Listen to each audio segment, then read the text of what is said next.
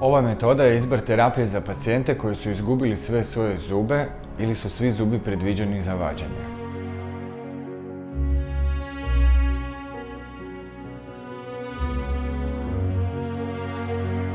Ovom form metodom izbjegavamo velike operacije sinusa, ispostavljanje samo 4 implantata, pacijent dobiva fiksni rad u jednom dolasku.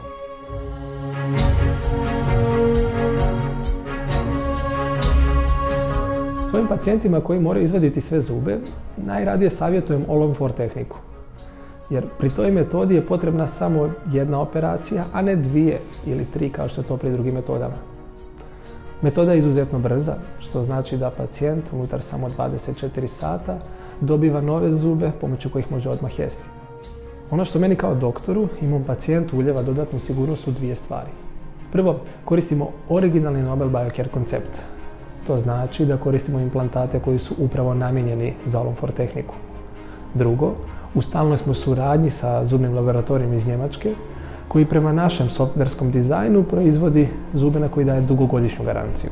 Iz osobnog iskustva mogu reći da sam najveću sreću, zadovoljstvo i iznenađenje vidio kod pacijenata koji su upravo ovom metodom dobili nove zube.